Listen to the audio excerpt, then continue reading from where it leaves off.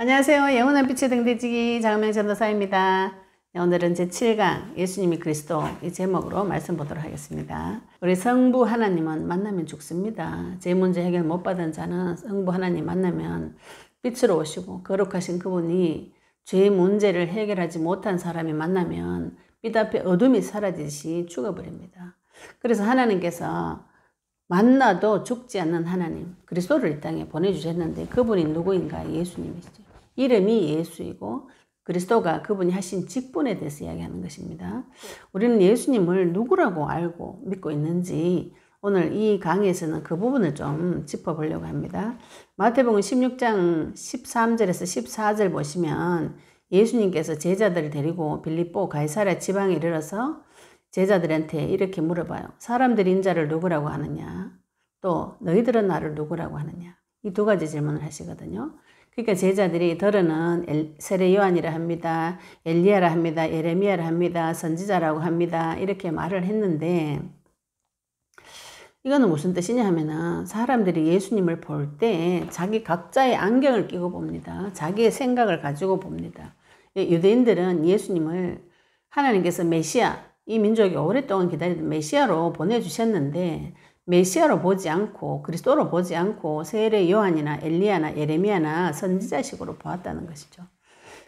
그럼 지금 우리나라는 어떻게 되는가요? 우리나라 사람들은 예수님을 유교식으로 큰 어른이거나 또 불교식으로 복음을 이해합니다.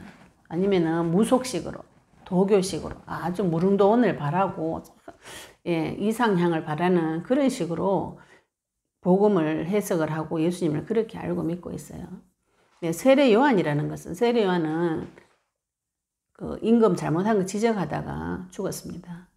정치 지도자로서의 예수님을 바라고 믿었다고 보시면 되고요. 엘리야를 바랐다는 것은 신비주의처럼 큰 몸이 찌릿찌릿해지고 태산이 무너지는 하늘에 불이 떨어지는 그런 신비한 능력을 보았다는 것이고요. 예레미야는 눈물의 선지자입니다. 포로기에 이스라엘 백성을 보고 계속 눈물로 하나님 앞에 기도한 선지자예요.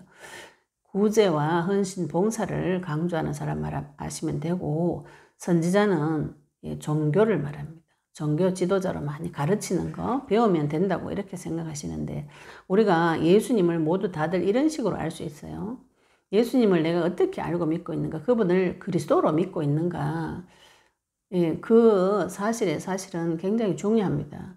예수님을 그리스도로 믿지 않으면 구원받지 못하는 것이죠. 언약적으로 성경적으로 지금 대입해서 자세히 보시면 사실은 구원도 의심스러운 분들이 많이 있습니다.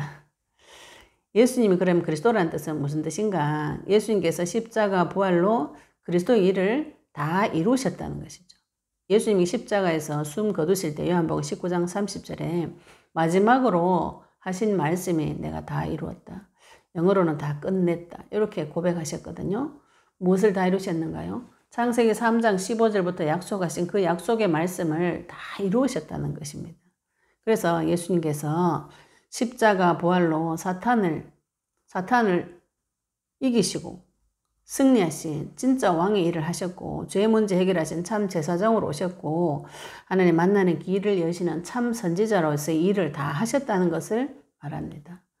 그래서 예수님이 인생의 근본적인 문제, 본질적인 문제를 다 해결하시고 그로 인해서 오는 모든 문제까지도 구원하실 수 있는 그리스도라는 것이죠. 예수님이 그리스도라는 그 말 속에. 그 그리스도는 하나님의 아들이십니다.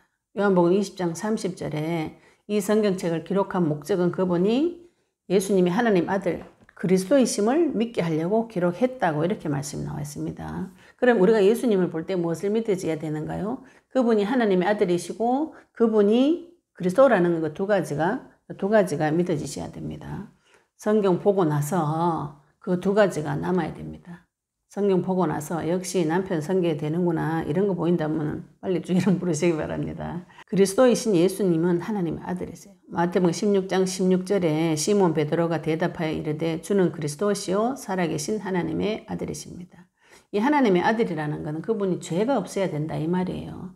모든 인간은 아담의 후손입니다. 아담의 후손으로 태어난 자는 다 아담의 씨를 받아서 태어났기 때문에 다 죄인이에요. 모든 사람이 죄인이라고 했어요. 그래서 하나님 영광에 이르지 못한다고 성경 말씀에 나와 있습니다. 로마서 3장 23절에. 모든 사람은 아담의 후손이고 에덴 동산에서 쫓겨난 상태에서 태어났습니다. 그래서 그 영혼이 빈 집이 돼서 태어난 것이요. 그 빈 집에 마귀가 계속 대대로 내려오면서 주인 노릇합니다. 대대로. 하나님 성경 보시면, 신약 성경 보시면 예수님께서 이 육신을 영혼의 집이라고 표현하고 계세요. 그래서 하나님 들어와 계시면 성전, 나를 성전 삼으시고 오셨고, 하나님이 안 계신 곳은 다 마귀가 들어가 앉아 있습니다. 그래서 예수님이 비고 소재하고 청소하면 7귀신 더 들어온다고. 집이 비어 있으면은, 주인이 없으면은 거지 들어옵니다. 귀신 들어오죠. 7귀신 더 들어옵니다. 모든 사람은 아담의 후손이기 때문에 다 죄인이에요. 그러나 하나님의 아들, 그분은 아담의 후손이 아니고 성령으로 태어난 동정녀 몸에서 탄생한 남자를 알지 못하는 몸에서 태어나셔야 됩니다. 이거를 많은 사람들이 인간적으로 해석해가지고 온갖 거지 같은 소리를 다 하는데, 그거는 믿음 없는 사람들이 하는 소리죠. 그죠? 믿음 없는 사람이 인간적으로 해석하니까 더러운 지 생각으로 더럽게 표현하는 것을 막 이제 부끄러운 줄 모르고 막 말을 하는 것이죠. 무지하니까. 그러나 모든 인간은 다 죄인이라서 자기의 죄 문제를 해결하지 못해요. 하나님 아들이시라는 것은 몸은 인간의 몸인데 그 몸이 죄가 없어야 됩니다. 이게 사람 머리로 이해가 안 되죠. 그죠? 사람 머리로 이해 안 되는 걸 자꾸 이해하려고 하니까 세상에서 더러운 말을 자꾸 만들어내죠. 매스컴 같은 데 보면 영화나 이런 걸 통해서 자꾸 거짓말을 오히려 만들어내는데, 성경을 몰라서 그렇죠. 복음이 계시가 되지 않아서 그렇습니다. 마태복음 1장 18절 23절에 보시면 예수님께서 태어나시는 상황을 자세하게 기록해 놨어요. 그 어머니 마리아가 요셉과 약혼하고 동거하기 전에 성령으로 잉태된 것이 나타났다, 이렇게 표현하고 있습니다. 만약에 이 둘 상태, 마리아와 요셉의 상태를 성경에 기록해 놓지 않았다면 아무도 마리아가 결혼 전에 임신했다는 걸 모를 수 있을 정도로 하나님께서 모든 것을 덮어가 비밀리에 하셨어요. 성경을 자세히 읽어보시면.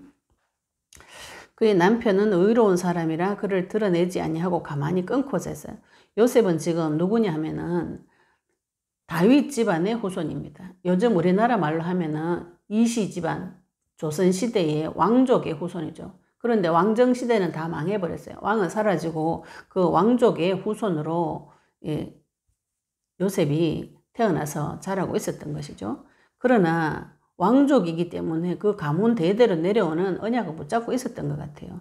그래서 그런 의로운 사람이라 가만히 드러내지 않고 끊고자 했는데, 주의 사자가 현몽에서 가르쳐 줍니다. 다윗의 자손 요셉아, 네가 아내 마리아 데려오기를 무서워하지 말라. 그에게 잉태된 자는 성령으로 된 것이라. 성령으로 잉태된 것이고 또 그 이름을 예수라 하라. 이는 그가 자기 백성을 그들의 죄에서 구원할 자이심이라.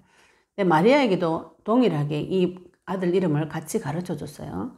그래서 하나님께서 요셉에게 나타나셔서 이사야서 7장 14절 보라 처녀가 잉타의 아들을 낳으리니 그 이름을 임마누엘이라 하리라 하셨으니 이를 번역한 즉 하나님이 우리와 함께 계시다 함이라. 이스라엘 민족이 오랫동안 이 말씀 구절을 가지고 기도했겠죠. 그죠? 창세기 3장 15절 그 언약의 말씀 붙잡고 메시아 올 것을 계속 기도했고, 성경 말씀 속에 나와 있는데 이게 정확하게 무슨 뜻인지는 아무도 모를 거예요. 요셉은 알았던 것이죠. 처녀의 몸에서 잉태된 자, 그분을 통해서 죄에서 구원할 자 예수를 보내셔서 임마누엘하는 길을 열어줄 것이라고 하나님께서 요셉에게 다 계시해 주셨어요. 그러니까 요셉이 아멘하고 자기 아내를 데리고 온 것입니다. 부활하셔서 능력으로 하나님 아들로 선포되셨다고 로마서 1장 4절에 기록이 되어져 있습니다. 태어날 때는 비밀이었어요. 그러나 성경에 기록하셨고 모든 사람이 보는 것으로 증거할 때는 모든 사람 보는 데서 십자가에 달려서 죽으셨고 많은 사람 보는 데서 부활하셔서 하늘로 둥둥둥둥 떠올라가는 그런 일들이 벌어졌을 때 불신자들도 보고 저분은 과연 죽을 때도요, 예수님 숨 거둘 때도 저분은 과연 하나님의 아들이시구나, 불신자도 고백했어요. 죽었다가 살아나게 할 수 있는 분은 누구인가요? 이 땅의 모든 종교 죽었다가 살아날 수 없습니다.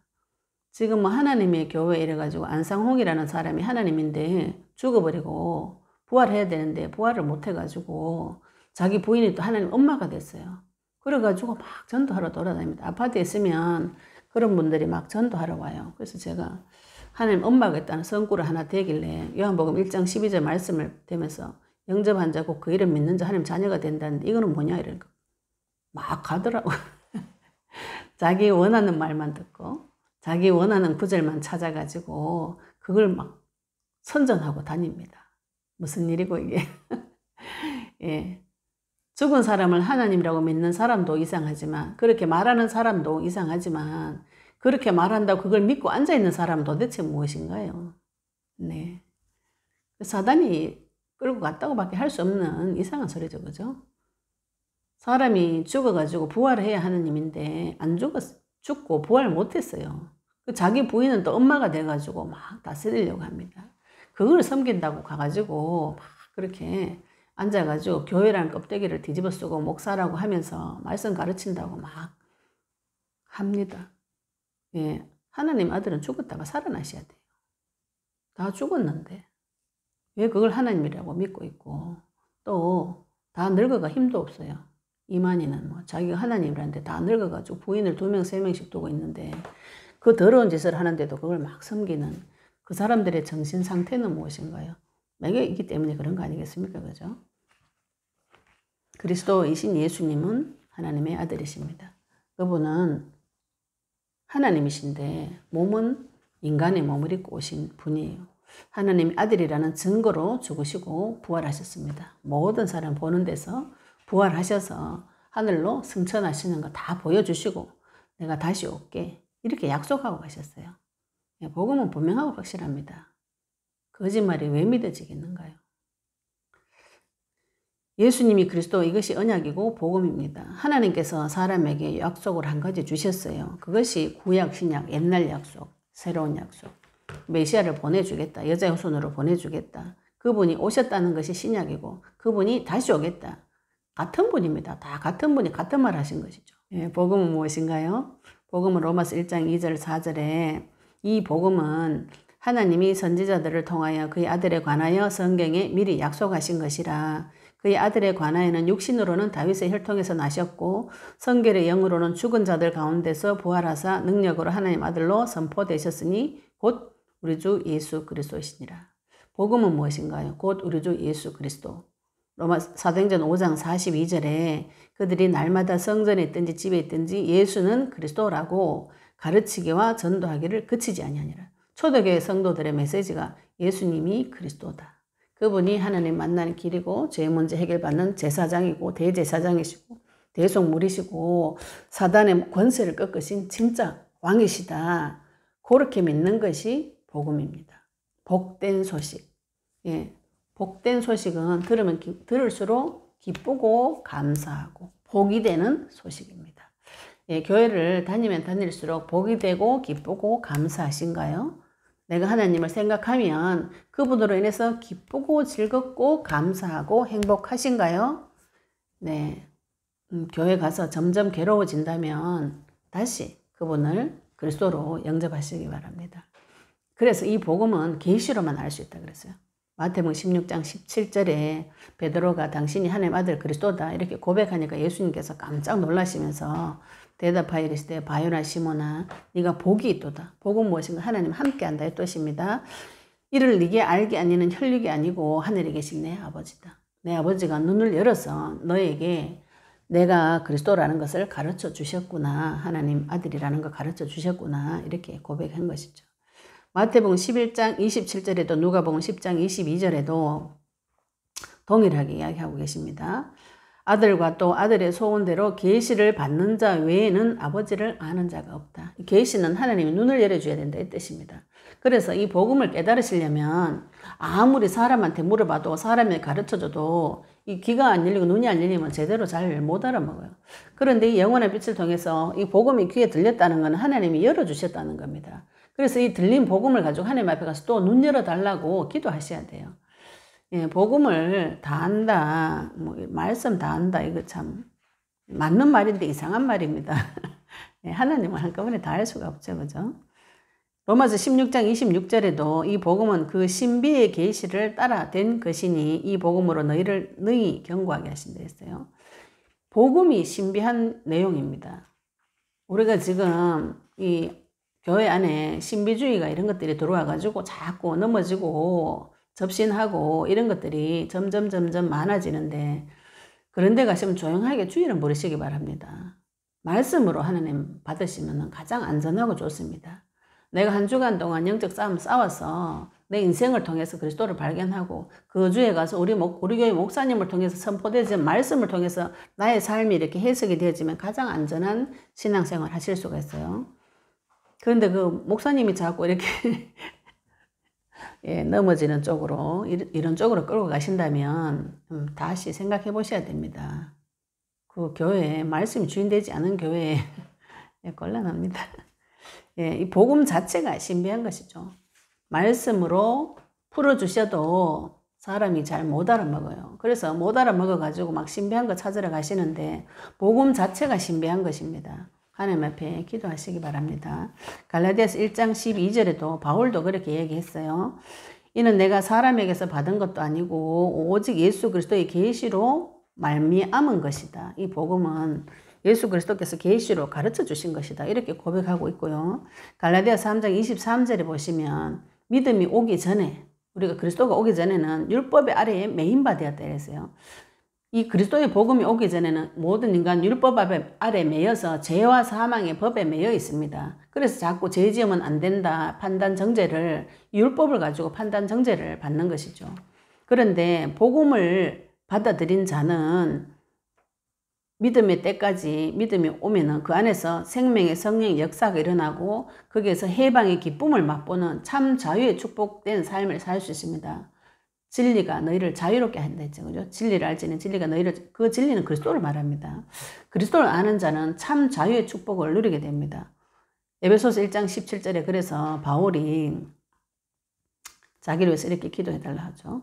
우리 주 예수 그리스도의 하나님 영광의 아버지께서 지혜와 계시의 영을 너희에게 주사 하나님을 알게 하시고, 모든 사람이 하나님 앞에 가서 무엇을 구해야 되는가? 지혜와 계시의 영을 받아가지고 하나님 아버지 그리스도를 알 수 있도록 그 기도를 하셔야 됩니다. 예수님께서 그리스도로 오셔서 인간의 모든 문제를 해결했다. 요게 하나님께서 인간에게 주신 약속이에요. 이게 복음입니다. 기쁜 소식. 하나님께서는 약속대로 시행하시는 분입니다. 하나님께서 말씀대로 시행하시는 것이죠. 창세기 2장 17절에 말씀의 법을 어겨서 그 말씀의 법대로 죽어버린 내 자녀를 구하기 위해서 새로운 법을 선포하셨어요. 여자의 후손으로 와서 뱀의 머리를 상하게 하겠다는 그 말씀의 법을 십자가와 부활로 성취를 다 시키시고 그 사실을 믿는 자에게 하나님 자녀가 되는 권세를 주셨다고 하셨어요. 그러면 우리가 그 사실을 믿는 자가 지금 되어졌습니다. 무엇을 믿습니까? 하나님의 약속을 믿는 것이죠. 하나님의 약속은 무엇인가요? 네, 그리스도를 보내서 네 모든 문제 해결했다. 십자가 부활로 다 끝냈다. 이것이 우리가 믿는 믿음의 내용입니다. 약속대로 믿으시기 바랍니다. 언약을 붙잡아라. 제가 이 말씀을 자꾸 드리는 어떤 분들이 그랬어요. 언약 붙잡는 게 뭐예요? 예, 언약을 믿으시라는 것이죠. 그죠?